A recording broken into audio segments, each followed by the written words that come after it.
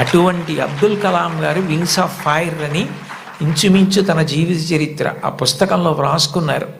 రెండో ప్రపంచ యుద్ధ సమయంలో గోధుమలు రేషన్లో దొరుకుతున్నటువంటి రోజుల్లో అమ్మగారు రొట్టెలు ఒత్తి పిల్లలందరికీ పెడుతుంటే అందరి తలో 4 రొట్టెలు తినాలి. ఆ రోజు రొట్టె కూర బాగుందని కలాం గారు ఇంకో రొట్టె వేయి అని తిన్నారు. అప్పటికి చిన్నవారు చదువుకుంటున్నారు.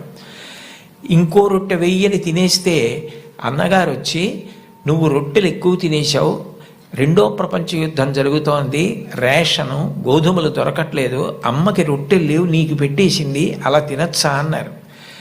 అమ్మకి తినవలసిన రొట్లు తాను తినేశానన్న న్యూనతాభావంతో కలాం గారు బలబలా ఏడుస్తుంటే తల్లిగారు వచ్చి గట్టిగా కౌగిలించుకొని, నాన్న నువ్వు తింటే నేను తిన్నట్టేరా, నాకు చాలా సంతోషంగా ఉంది అంది మా అమ్మ. అమ్మ ఒకరోజు వస్తుంది, ఆ రోజు ఈ కలాం ఈ శరీరాన్ని విడిచిపెట్టి నీకు నమస్కారం చేయడానికి వస్తాడు. On the day of the final judgement అని రాసుకున్నారు ఆయన.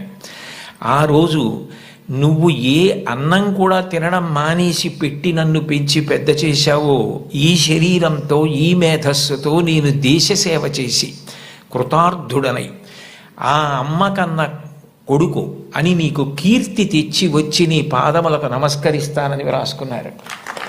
అమ్మకి అబ్దుల్ కలాం గారు ఇచ్చినటువంటి గౌరవం అంత గొప్పది.